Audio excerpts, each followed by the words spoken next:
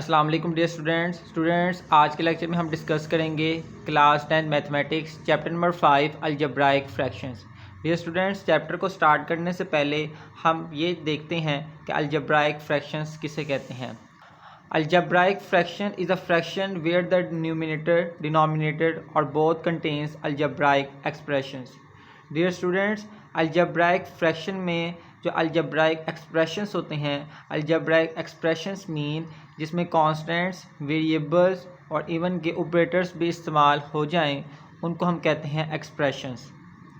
Algebraic fraction में ऐसे algebraic expression होते हैं कि अगर हम न्यूमिनेटर में भी देखें या डिनोमिनेटर में भी देखें या फिर दोनों में अलजेब्राइक एक्सप्रेशन का इस्तेमाल होता है।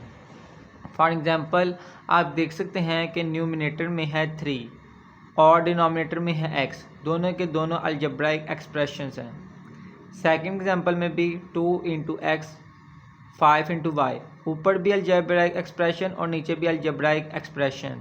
तो इस तरह से न्यूमिनेटर या फिर डिनोमिनेटर या फिर दोनों में ऊपर भी और नीचे भी अलजेब्राइक एक्सप्रेशन का इस्तेमाल हो जाए, उन फ्रैक्शंस को अलजेब्राइक फ्रैक्शंस कहते हैं। डेफिनेशन अच्छी तरह से कीजिएगा, पेपर पॉइंट ऑफ व्यू से बहुत इंपॉर्टेंट है। इनमें से 1 से 2 एग्जांपल्स आप मस्ट कीजिएगा। Dear students, rational expression. Rational expression is the quotient p of x divided by q of x where q of x is not equal to 0 of two polynomials p of x and q of x। Dear students, rational expression में numerator में भी polynomial मौजूद होता है, denominator में भी polynomial मौजूद होता है। पोलिनोमियल किसे कहते हैं? पोलिनोमियल और अलजेब्राइक एक्सप्रेशन में ये फ़र्क होता है कि पोलिनोमियल में जो पावर होती है वो हमेशा होल नंबर होती है।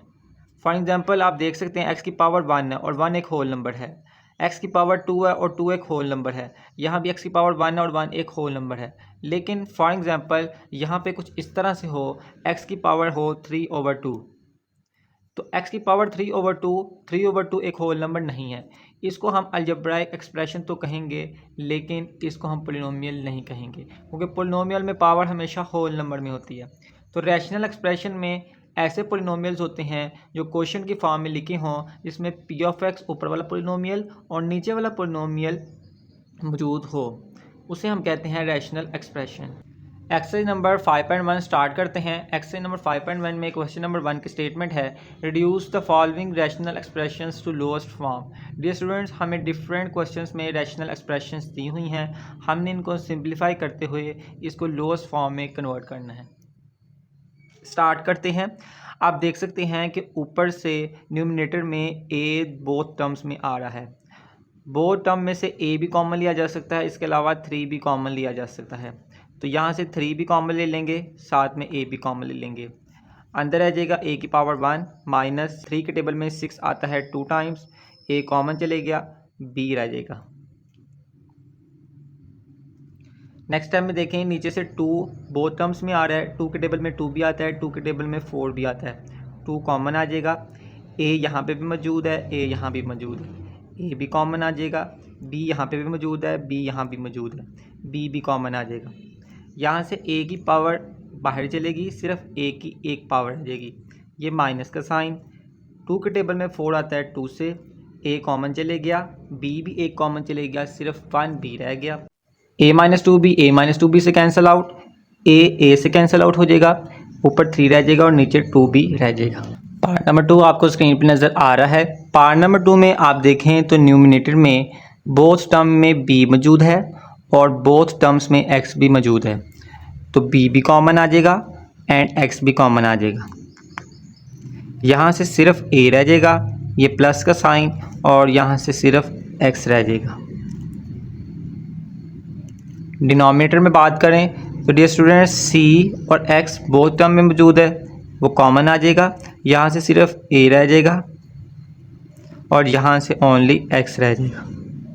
आप देख सकते हैं कि a प्लस एक्स ऊपर भी और नीचे भी है, कैंसल आउट हो जाएंगे, और x भी कैंसल आउट हो जाएंगे, और सिर्फ यहाँ पे मौजूद रह जाएगा b/c। ये इस क्वेश्चन का फाइनल आंसर होगा। पार्ट नंबर सी आपको स्क्रीन पर नज़र आ रहा है। पार्ट नंबर सी में डियर स्टूडेंट्स ऊपर टर्म है ac और डिनोमिनेटर में देखें तो ए यहाँ पे मौजूद है, ए यहाँ पे मौजूद है, एक्स भी यहाँ पे मौजूद है और एक्स भी यहाँ पे मौजूद है। बोथ टर्म में से ए और एक्स कॉमन आ जाएगा, यहाँ से सिर्फ ए रह जाएगा और एक एक्स रह जाएगा। यहाँ से ए और एक्स दोनों कॉमन आ गए हैं, तो जहाँ से कम्प्लीटली कॉमन ले लिया जाए वहाँ पे 1 बचता है, तो यहाँ पे आ जाएगा 1। नेक्स्ट ए से कैंसिल आउट हो जाएगा, न्यूमरेटर में सी रह जाएगा और डिनोमिनेटर में x इंटू ए एक्स माइनस 1 रह जाएगा, और ये इस क्वेश्चन का फाइनल आंसर होगा। पार्ट नंबर 4 आपको स्क्रीन पर नज़र आ रहा है। पार्ट नंबर 4 की स्टेटमेंट है 15a² b² into C divides 100 into a² minus a² b। जी स्टूडेंट्स, न्यूमिनेटर तो एज इट इज़ रहेगा 15a² b² c। डिनोमिनेटर में देखें 100 एज इट इज़ रहेगा, इन दोनों में से a² कॉमन है, a² कॉमन ले लेंगे, यहाँ से a² कॉमन चले गया, 1 रह गया, ये माइनस का साइन, यहाँ पे भी a² की जगह आ जाएगा 1 और साथ में है b। नेक्स्ट टाइम में आ जाएँ तो कैंसिलेशन यहाँ से होगी, a² से कैंसिल हो जाएगा। 5 के टेबल में 15 आता है 3 से एंड 5 के टेबल में 100 आता है 20 से। न्यूमरेटर में रह जाएगा 3 इंटू b² इंटू सी। डिनोमिनेटर की बात करें तो यहाँ पे आ जाएगा 20 इंटू 1 माइनस 1 को b से मल्टीप्लाई करेंगे b आ जाएगा, और इस क्वेश्चन का फाइनल आंसर होगा।